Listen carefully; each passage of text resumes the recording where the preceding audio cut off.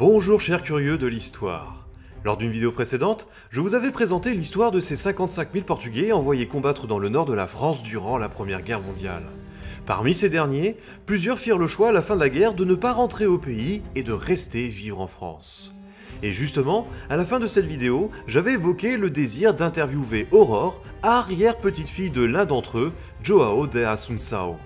Eh bien ce souhait s'est concrétisé, puisqu'aujourd'hui Aurore nous fait l'honneur de présenter l'incroyable histoire de son arrière-grand-père. Elle nous guidera vers les lieux qui ont marqué sa vie, tout en répondant aux questions que vous avez été nombreux à m'envoyer. Sa vie au Portugal avant la guerre, son vécu dans les tranchées, sa vie en France, son intégration et le contact pas toujours facile avec la population locale, son implication durant la Seconde Guerre mondiale, et pour cela, nous aurons la chance exceptionnelle de nous entretenir avec la propre fille de João, Félicia, 95 ans, elle nous racontera les souvenirs de son père et comment aujourd'hui elle continue à perpétuer sa mémoire. João de Assunção, le soldat portugais resté en France, c'est parti. Bon, Aurore, on est devant le cimetière de Richebourg, donc le cimetière portugais, devant le panneau qui représente votre arrière-grand-père, donc João Assunção. On va peut-être commencer par le commencement et ça va permettre de relier ça avec l'actualité, avec cette polémique sur les noms de famille. Quel est son nom au complet? Est-ce que vous pouvez nous expliquer en même temps comment ça fonctionne les noms portugais? Alors, João il s'appelle João, alors je vais vous donner tout du coup, João Manuel Acosta et Assunção, ou da Assunção, ça dépend. Donc, bon, João, son prénom. En portugais, on dit quelque chose qui ressemble à João. Nous, on va dire João à la française, hein, ça sera plus simple. Donc, ensuite, bon, Manuel, c'est son deuxième prénom. D'Acosta, c'est le nom de sa mère. Et Assunção, c'est le nom de son père. Donc, en portugais, on met d'abord le nom des femmes et ensuite le nom des maris, pas des hommes.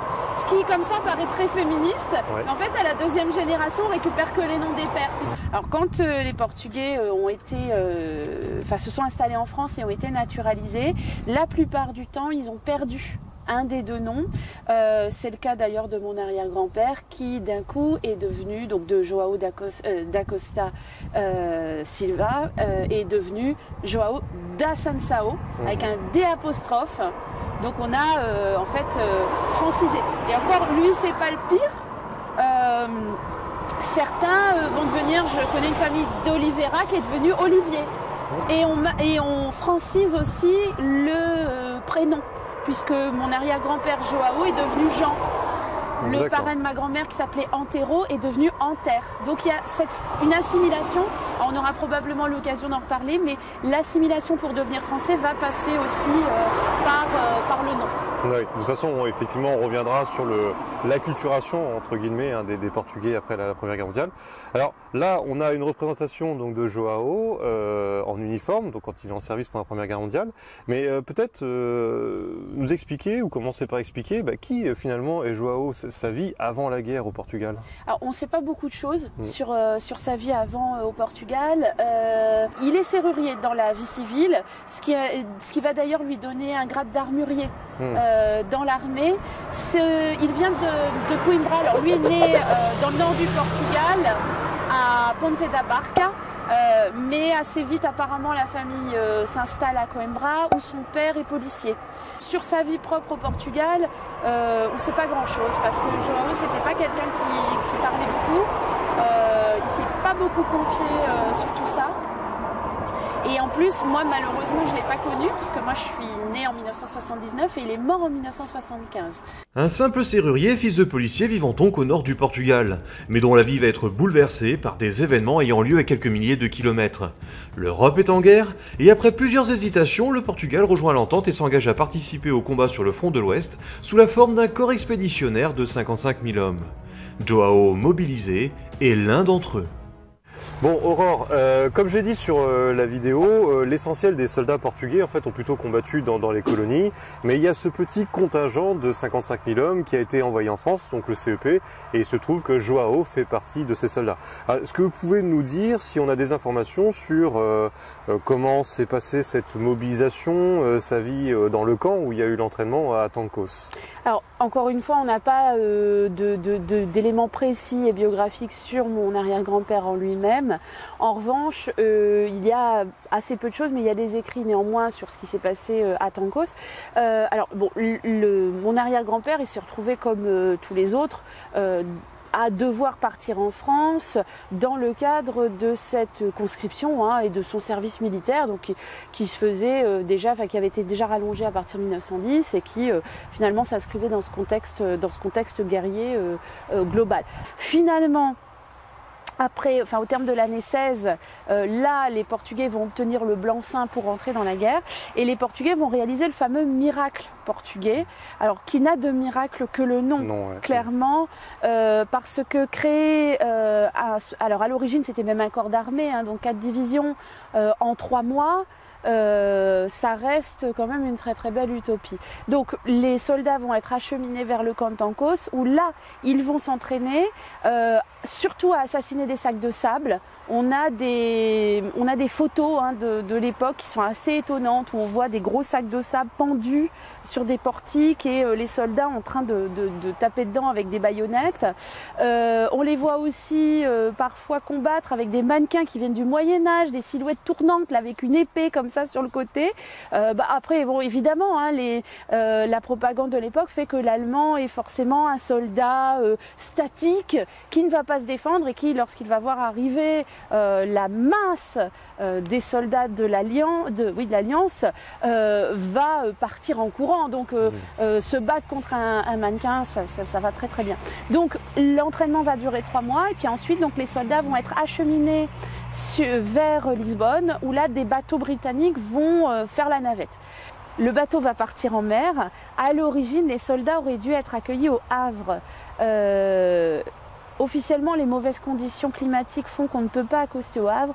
C'est probablement aussi les sous-marins allemands qui sont tout à l'entrée de la rade, qui vont faire qu'on va éviter justement de se retrouver à couler les navires britanniques chargés de Portugais avant qu'ils puissent toucher terre. Donc les bateaux vont faire demi-tour, refaire à peu près 4 heures de navigation pour arriver à Brest. Donc déjà, c'est long. En fait, l'histoire du corps expéditionnaire portugais, c'est l'histoire d'une catastrophe annoncée. Il n'y a jamais rien qui se passe comme ça devrait. Ça veut pas. Et donc les soldats vont se retrouver à Brest. Alors à Brest, on décharge le bateau un petit peu mieux qu'on l'avait chargé. On évacue discrètement les morts parce que évidemment, comme il y a une épidémie entre deux, voilà. Qu'ils arrivent à Brest, on les attend pas. Il fait moins 20 degrés. On a mis des tentes, donc super, du camping à moins 20 degrés, c'est génial.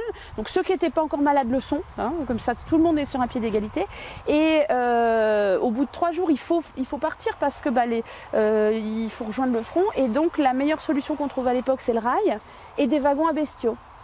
Donc on met les soldats dans ces wagons et ils vont faire 843 km sur 3 jours. Donc très très long. Là aussi, les conditions sont épouvantables. Il n'y a pas de sanitaire, il n'y a rien.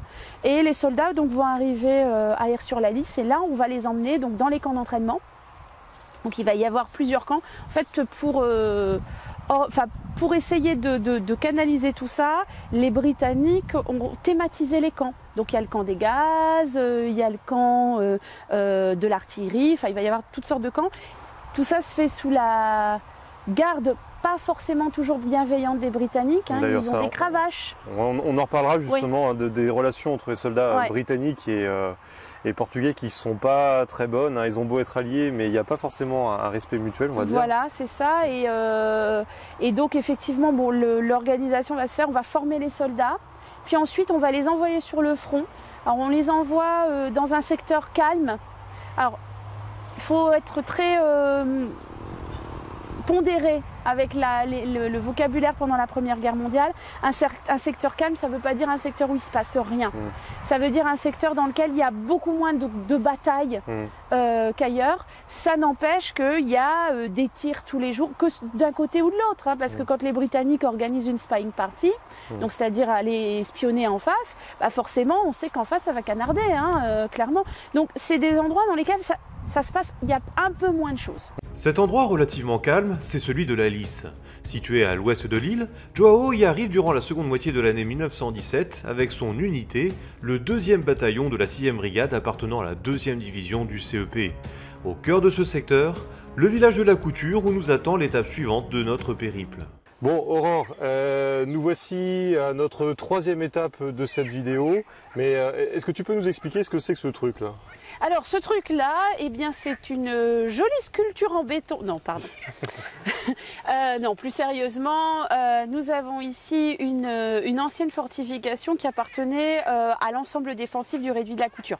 C'est-à-dire que le réduit de la Couture, c'est ce que tu as montré dans la grande vidéo sur la bataille de la Lys et le corps expéditionnaire. Et donc l'église et le cœur du village, donc qui est le point le plus élevé, hein, bon, c'est pas très haut, mais c'est le point le plus élevé du secteur, avait été renforcé. Et tout autour, donc on avait un dispositif avec des bunkers qui étaient comme des points avancés. Donc le front est de ce côté, c'est pour ça qu'on a une fenêtre de tir, hein, de ce côté-là. Et l'idée donc était en fait d'avoir effectivement une fortification. Ça fonctionne comme les châteaux forts, hein, en quelque sorte. D'ailleurs, ici on avait un dispositif de fossé tout autour. Et après-guerre, donc l'ensemble des dispositifs vont être supprimés, sauf celui-ci qui va servir, qui va rester comme témoignage et autour duquel on va installer cette base nature qui est aujourd'hui d'ailleurs réputée pour le chant de ces grenouilles, qu'on entend assez fatigantes, très très bien. Vous avez eu les voitures tout à l'heure, on a les grenouilles maintenant. Voilà. Mais voilà, c'est le retour de la nature et donc ce bunker aujourd'hui n'est plus accessible, il est fermé, hein, de l'autre côté. Bon, l'intérieur c'est toujours assez réduit. En général, on y met une personne ou deux.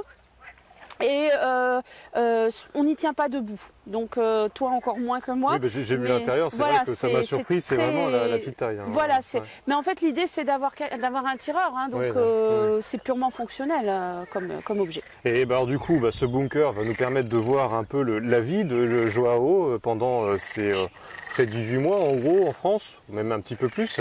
Qu'est-ce que l'on sait de la vie de Joao sur le front? Alors on ne sait pas grand-chose, mais ça c'est finalement la règle pour tous les soldats. Donc on est toujours obligé de se référer à des témoignages qui ont été faits après la guerre. Il y a notamment un journal de guerre qui a été publié au Portugal qui s'appelle O Soldado de Ninguém, le soldat inconnu, qui est un récit de guerre. Mais finalement, précisément, on ne sait pas. Il y a une chose néanmoins que l'on sait, c'est qu'il va être positionné ici. Donc les soldats, qu'ils soient portugais ou d'ailleurs d'autres nationalités, quand ils sont envoyés au front, ils oscillent entre la première et la 3e ligne, hein. Il va y avoir comme ça un système de roulement. En première ligne, en moyenne, les soldats, ils sont 5 jours, des fois un peu plus, mais jamais plus qu'1 mois. Parce que c'est énorme, c'est usant. En plus, on dort pas vraiment en première ligne. Enfin, il y a beaucoup de travail d'entretien, parce que ça, c'est quelque chose qu'on oublie, parce que finalement, dans l'imaginaire collectif, quand on est soldat, on est là, on est prêt à l'attaque. Ce qu'il faut bien voir, c'est qu'ici, dans le secteur, le secteur est tellement humide, tellement inondé, qu'on n'a pas vraiment de tranchées, donc on monte des sacs de sable avec des parapets, donc il faut entretenir tout ça en permanence. Donc il y a tout ce travail plus le qui-vive des attaques éventuelles. Et donc la vie des soldats est rythmée de cette manière. Il y a une chose que l'on sait à propos de Joao, c'est qu'il va perdre ses galons de caporal pendant son engagement. À quel moment exactement? Pour le moment, je ne sais pas. J'ai bon espoir, en ayant accès au dossier militaire qui est aux archives au Portugal, de le savoir, mais pour l'instant, en tout cas, c'est pas précis. Mais en tout cas, il va perdre ses galons. Pour une raison un peu étrange. Qu'est-ce qu'il a fait pour pouvoir mériter ça? Eh ben, il a apparemment fait pipi pas assez loin d'un lieu de mémoire. Donc un lieu de mémoire, c'est probablement un cimetière ou peut-être un monument aux morts de la guerre de 1870. On ne sait pas exactement. Alors en soi, c'est pas. Aujourd'hui, on s'en retournerait pas, mais pour l'époque, eh bien, ça vaut une dégradation. Bon, ce qu'il faut voir aussi, c'est que encore une fois, les Anglais sont à la manœuvre derrière et ils sont peut-être moins souples avec les Portugais qu'avec les autres armées. Donc il y a cette volonté de faire des exemples probablement. Alors et clairement, il ne faut pas faire pipi à proximité d'un cimetière, hein, mais de là à en perdre ses galons de caporal, aujourd'hui en tout cas, ça serait certainement traité autrement. Voilà, bon à l'époque ça s'est fait comme ça. Alors pendant ces 18 mois de présence, il y a certes la guerre, mais parfois entrecoupé de permissions. Est-ce qu'on sait si Joao a pu retourner au Portugal? Alors probablement pas. parce que comme tu le disais très bien, les permissions au départ déjà sont données au compte-gouttes et puis ensuite elles vont être pratiquement interdites. Mais les soldats portugais vont néanmoins avoir le droit à un certain nombre de permissions et dans ce cas-là, ils passent donc de cette fameuse première zone à la troisième zone qu'on appelle aussi la zone des villages, dans laquelle il y a encore des civils. Et finalement, en fait, c'est un lieu où la guerre est là. Mais où il y a beaucoup moins de tirs, hein. Enfin, il y en a même quasiment pas, même si dans le fond on entend parfois le bruit de ce que les Français appellent la marmite, c'est-à-dire du bombardement permanent. Et là, il va se passer un truc, c'est que ces Portugais sont là. Comme je le disais tout à l'heure, ils sont assez ruraux pour la plupart. Et donc pour eux, c'est presque une évidence que d'aller donner un coup de main dans les fermes. Alors les fermes souvent sont réquisitionnées, les héberges. Mais du coup, comme ils sont au repos, ils vont participer aux travaux des champs, à tout ça. Et ça va opérer des rapprochements avec d'ailleurs les populations qui au départ sont un petit peu hostiles, même si on leur fait plus, parce que les populations de l'arrière du front, ils ont vu les Anglais, ils ont eu peur des Indiens. Alors, voir arriver des Portugais, ils parlent pas comme nous, mais néanmoins, il y a quelque chose parce que la langue est un peu proche. Et puis, donc, il y a effectivement ce rapprochement avec les travaux des champs. Puis, le fait aussi d'être logé chez l'habitant, ça crée des liens. Et évidemment, ça va nous amener à la petite histoire de Joao, c'est-à-dire que lors d'une permission, qu'est-ce qui se passe? Il rencontre Mélanie. Donc en fait, Joao est envoyé donc à Egdec, on ira tout à l'heure. Donc il est envoyé à Egdec, il est hébergé dans la ferme Beni avec d'autres soldats de son escouade. Et alors dans la ferme Beni, il y a une quinzaine d'enfants, dont une dizaine de filles. Il y a le fils aîné Léopold qui est parti à la guerre. Et donc les autres sont là parce qu'ils sont plus jeunes. Il y a le père aussi, la mère, tout le monde travaille au champ. Et puis parmi eux, il y a Mélanie. Et donc Mélanie, elle parle pas portugais, Joao, il parle pas français à ce moment-là, mais les mystères de l'amour étant ce qu'ils sont, les deux vont se rapprocher, mais alors de façon très très digne, parce que je te raconterai la suite plus tard, mais ils vont pas se marier tout de suite, surtout que Mélanie est jeune, elle a 16 ans à ce moment-là, la majorité en France c'est 21 ans, donc c'est pas urgent, puis surtout c'est que Joao, il rencontre Mélanie, il y a d'autres soldats qui rencontrent d'autres jeunes filles, et ça va se faire d'ailleurs sur l'ensemble des lieux d'affectation. Il y a eu beaucoup d'enfants naturels qui sont nés d'ailleurs il y a eu beaucoup d'histoires d'amour, mais il y a eu aussi beaucoup de drames liés à tout ça. Toujours est-il que Joao va rencontrer donc Mélanie et à partir de ce moment-là, il va, quand il est en permission, demander à revenir à Egdec pour la voir. Mais ce rythme prend fin le 9 avril 1918 lorsque les Allemands lancent leur offensive Georgette destinée à s'imposer dans le nord de la France. À ce moment, le bataillon de Joao est en première ligne. Alors je ne vais pas de nouveau vous conter les détails de ces événements, je vous renvoie à la vidéo sur le CEP. Sachez cependant que c'est l'effondrement total pour le corps portugais rongé depuis des mois par toutes sortes de problèmes. Et même si l'offensive allemande finit par s'essouffler dans les semaines qui suivent, le coup est tellement dur pour les Portugais que le commandement britannique décide de ne plus les aligner sur le front et de leur confier uniquement des travaux de terrassement et de creusement de tranchées.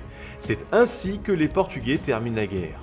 En janvier 1919, quelques mois après le défi de la victoire mené par le colonel Bento Roma, celui qui avait mené la résistance héroïque dans la redoute de la Couture, le CEP amorce son retour. Les Portugais empruntent le même moyen de transport qui les a menés, le bateau. Au Havre, l'un d'entre eux attend Joao qui va lui permettre de retourner au pays. Sauf que c'est pas vraiment ce qui va se passer. Pas tout à fait, non. Non, parce que arrivé au Havre, Joao se retrouve face au bateau et là il se dit qu'il faut faire le choix le plus important certainement de toute sa vie, c'est-à-dire de monter sur la passerelle ou pas. Et il choisit de ne pas monter sur la passerelle. Et alors, expliquez pourquoi est-ce que finalement il a décidé de ne pas rentrer au Portugal. Qu'est-ce qui le retient en France? Qu'est-ce qui le retient en France? Pourquoi il repart pas au Portugal? Il y avait des petites jeunes filles où ils sont venus en vacances. Comment je veux dire, pas vacances? En permission. En permission. Ouais. Qui est cette fille? Elle était ma maman, Mélanie. Donc, qu'il a rencontrée pendant l'une de ses permissions, qui Voilà. était une des filles Voilà. de la ferme du coin où les Voilà. Portugais peuvent faire la permission. Il faut peut-être réexpliquer ou peut-être répéter à ceux qui regardent la vidéo que Mélanie, en 1919, elle n'est pas majeure. Alors, non, pas du tout. Oui, parce que quand Joao la rencontre, elle a 16 ans. Et effectivement, donc à la fin de la guerre, donc elle a 17 ans et demi peut-être, et du coup, ça pose problème parce que elle ne peut pas se marier. Alors en plus, comme le dit ma grand-mère, se marier avec un étranger. Alors comme je te le disais tout à l'heure, c'est à la mairie, hein. Ouais, mais ça c'est pas, ils sont pas les seuls puisqu'il y en a d'autres dans le patelin qui font la même chose. Et donc du coup, le grand-père qui s'appelait Léopold dit, tu le dis le surnom de ton grand-père? Non. Tu veux pas le dire? Non. Je le dis? Non. Il allait abattre des cochons dans toutes les maisons, c'était un village. On lui avait donné un surnom dans le village. Et le surnom c'était, dis-le, Paul Pourchaud. Paul Pourchaud. Donc des Pourchaud, Il parlait pas toi. voilà, donc Pourchaud pour les gens qui nous regardent au-delà des frontières du Nord-Pas-de-Calais, à Pourchaud c'est un cochon. Donc c'est un pourceau. Donc voilà, Paul le cochon parce qu'il abattait les cochons. Et donc, Paul Pourchaud, il se retrouve avec un grand portugais qui veut se marier avec sa fille qui a 17 ans. Donc lui, il va pas dire non. Parce que c'est pas le sujet, c'est que c'est trop tôt. Donc Joao va devoir attendre et donc il va avancer quand même. Ouais, il l'a émancipé donc un an après, donc il va attendre un an et demi. Et pendant ce temps, donc en fait lui il est reparti au Havre, il est revenu. Alors imagine un petit peu quand il est revenu, la tête du grand-père qui ouvre la porte et qui voit le grand portugais qui lui dit je veux me marier avec votre fille. Et le grand-père, ça c'est aussi très étonnant et en même temps c'est très moderne, qui dit « Ok, d'accord, mais en attendant, tu dors dans l'entrée. » Et pendant tout le temps où ils ne seront pas mariés, il va dormir dans l'entrée. Dans le couloir de la maison. Et combien de temps ça va durer cette situation justement? Un an et demi. Hein. Donc pendant un an et demi, il va dormir dans le couloir de la maison. Dans un lit de sangle. Et il ne serait pas du tout sorti pour aller voir ce qui se passe le soir à la nuit tombée, parce que le grand-père y aurait tué tout le monde. Hein. Donc non, ça reste très très digne, c'est important de le dire. C'est que c'est pas une union libre, c'est des fiançailles avec un fiancé, certes qui habite là, mais qui attend le mariage. Et justement, ce mariage, il va finir par arriver. Et il s'est passé donc quelque chose, des paroles qui ont été entendues, et ce qu'il a dit le maire lorsque Joao est allé se marier avec Mélanie, au jour du mariage. Et encore après, longtemps après, on l'a dit. Alors qu'est-ce qu'ils ont dit? À la mairie des Codec, on disait, mais tu n'es pas honteuse de te marier avec un... Alors, ils parlaient à leur façon, avec un étranger. Un étranger. Un étranger. Tu n'as pas honte de te marier avec un étranger. Avec un étranger. Alors, un étranger qui s'est battu pour le pays, pour la France. Ça, c'est ce qu'elle a répondu. Oui. Elle avait du caractère aussi. D'accord. Je crois qu'il en faut justement pour faire ce qu'on pourrait presque appeler ça une union mixte à l'époque. Et alors, il lui en faut d'autant plus qu'elle change de nationalité. Ah justement, on a un Portugais donc qui reste vivre en France. Est-ce qu'il devient automatiquement français? Non. Sachant que pourtant il a combattu en France. Alors, il a été naturalisé en 1927.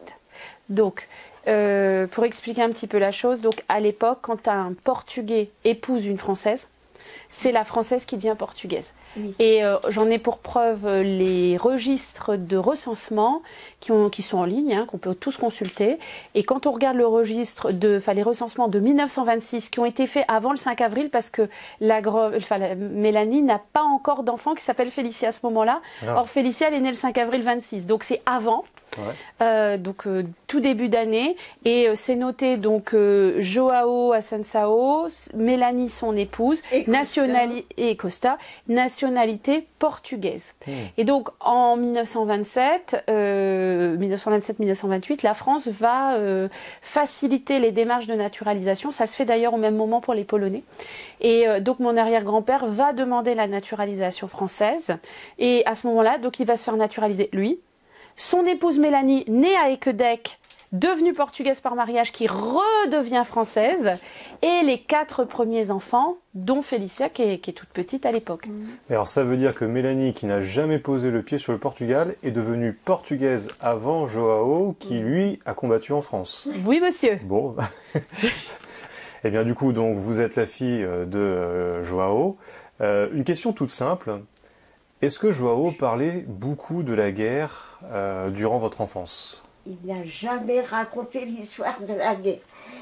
Il nous avait appris une chanson. Si Francine, elle serait là, elle le chanterait. Elle le sait encore. Une chanson portugaise.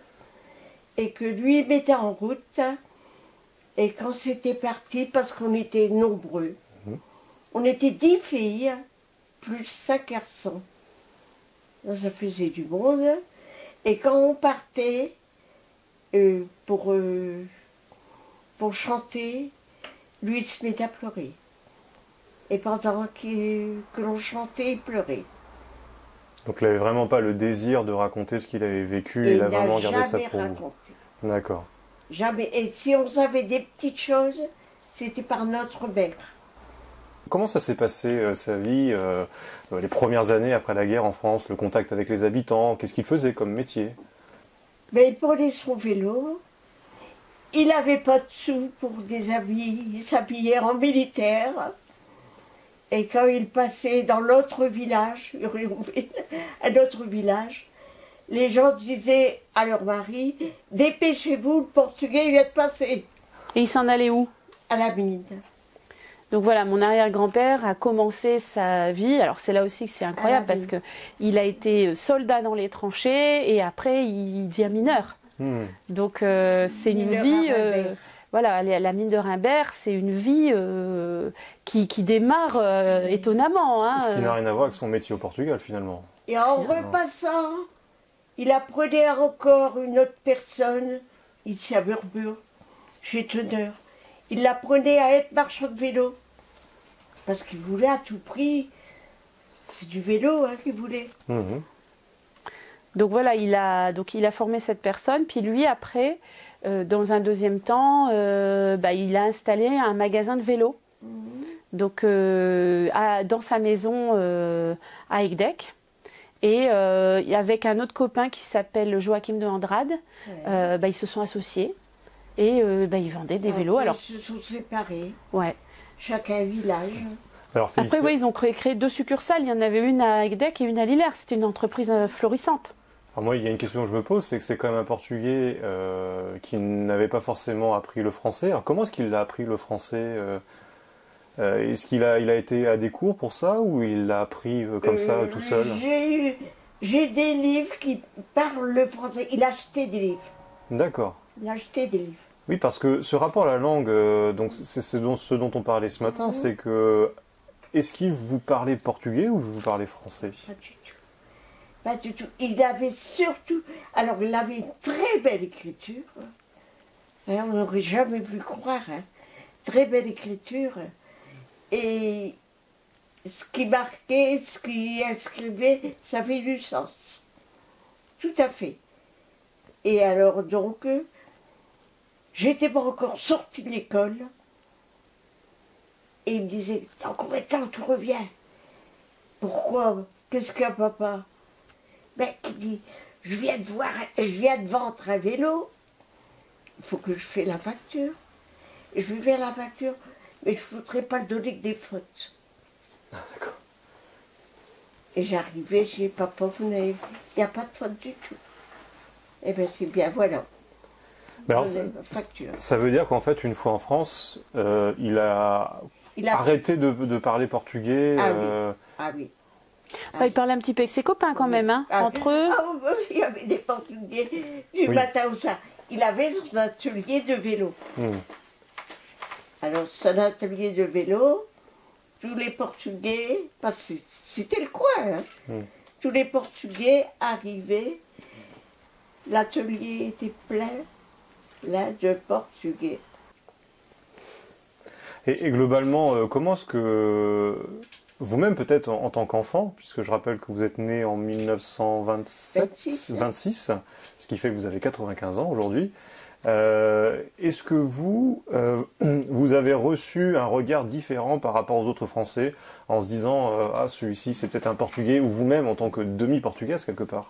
On allait à l'école, il y avait des autres qui allaient à l'école, on voyait tous les gosses ensemble, ça se battait.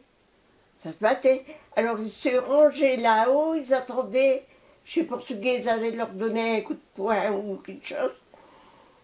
Et alors il y avait quelqu'un qui ouvrait la porte, puis il criait « Joao, dépêche-toi, on est en route à battre tes gosses, là. » Et il sortait, il allait chercher ses enfants, c'était pas bien loin, et il revenait sans avoir ouvert la bouche.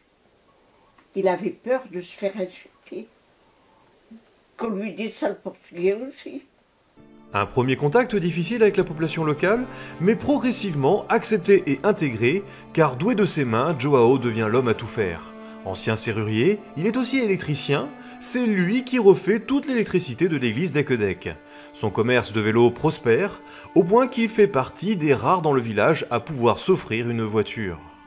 Mais l'histoire ne s'arrête pas là, puisque lorsque la guerre éclate en 1939, Joao est un citoyen français présent dans le pays depuis plus de 2 décennies. Mobilisable, il reste cependant dans la réserve en raison de son âge. Durant l'occupation, Félicia se rappelle que son père possédait un pistolet et un poste radio avec lequel il écoutait Radio Londres. Un poste qu'elle conserve toujours aujourd'hui et qui a valu la visite à plusieurs reprises des Allemands dans leur maison, sans que ceux-ci ne découvrent jamais les objets qui auraient pu leur valoir des problèmes. Joao décède en 1975 à l'âge de 80 ans, dans des circonstances peu banales sur lesquelles nous reviendrons à la fin de la vidéo. Depuis, Félicia perpétue la mémoire de son père, en commençant par lui succéder dans la fonction de porte-drapeau de la Ligue des anciens combattants portugais de l'Illers, la première femme à avoir assumé ce rôle. Conservant et organisant photographies et documents, sa maison est un véritable musée. Ce travail de mémoire, dont elle a transmis la passion à sa petite-fille, l'a amenée à rencontrer de grandes personnalités à l'occasion d'événements commémoratifs, en France, mais pas seulement. Alors Félicia, votre participation à tous ces événements destinés à entretenir la mémoire vous a amené jusqu'au Portugal où apparemment vous auriez rencontré le président. Est-ce que vous pouvez nous raconter ce moment? Alors, plusieurs fois. Voilà, l'image, elle est même là. J'étais avec ta mère la première fois. Non, c'était pas la première fois. Avec ma mère, c'était en 2011, mais tu étais allée avant. D'ailleurs, là, je vais couper 2 secondes mamie, mais avant 2011, mamie, elle allait au Portugal toute seule. Ouais. Et puis elle revenait du Portugal, puis elle nous disait « J'ai rencontré le président, j'ai rencontré le ministre de la Défense. » Et nous lui disions « Oui, mamie, bien sûr, mamie. » Puis en 2011, donc il a fallu ramener le drapeau, donc le premier drapeau, la première version.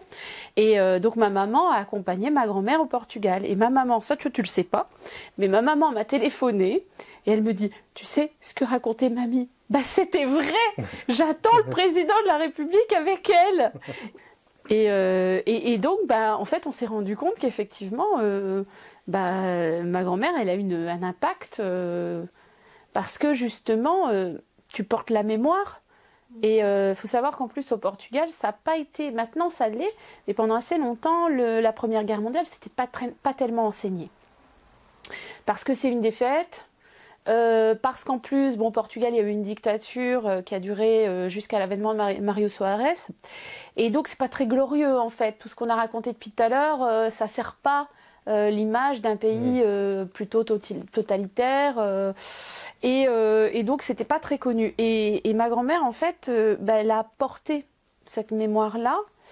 Elle nous l'a inculquée aussi parce que on est tombé dedans. Enfin, tu vois, moi, j'ai grandi ici, entre ici et chez mes parents.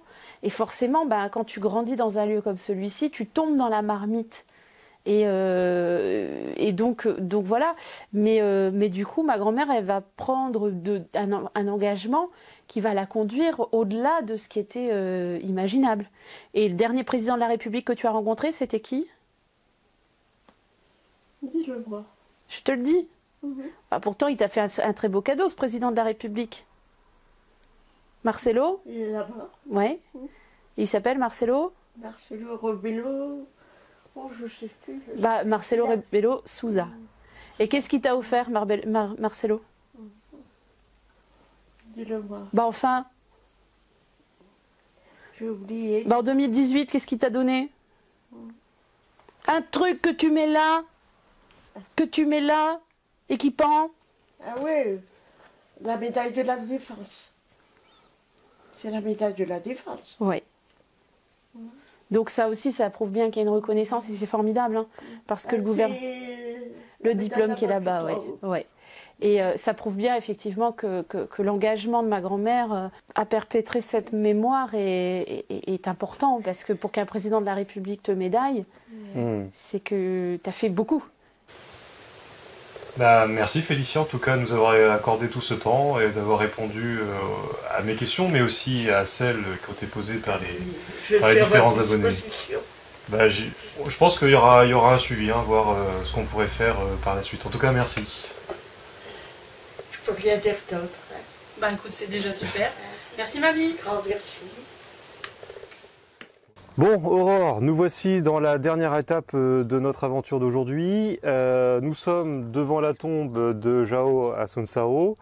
Mais si on vous a amené ici, c'est pas seulement pour vous la montrer, c'est parce que ici, dans ce lieu, eh bien, s'est passé quelque chose qui est en rapport avec sa vie. Alors, qu'est-ce qui s'est passé ici? Bah, il est mort ici.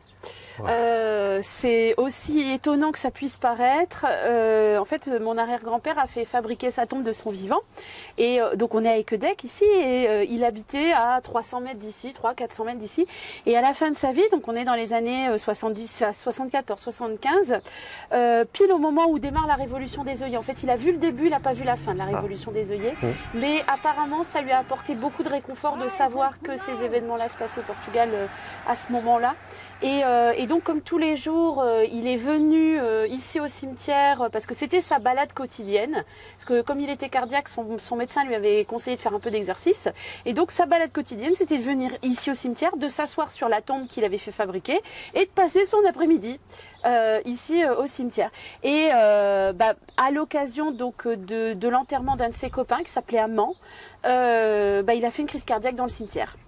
Et donc il a été ramassé, il est parti aux urgences et il est mort dans la foulée. Donc c'est pour ça que je te dis, il est mort au cimetière. C'est voilà, des fois il y a des gens qui naissent au cimetière, lui il est mort au cimetière. On pourra dire quand même que sa vie aura été extraordinaire jusqu'à la fin finalement. C'est clairement l'histoire d'un homme banal à qui la vie a fait des sacrées surprises.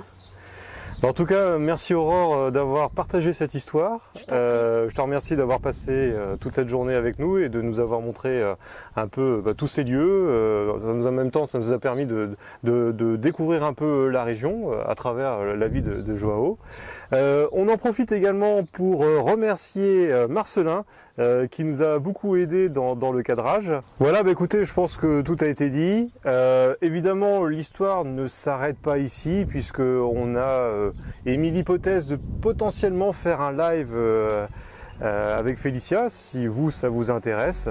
En tout cas, on se retrouve très bientôt pour une nouvelle vidéo et d'ici là, longue vie et prospérité.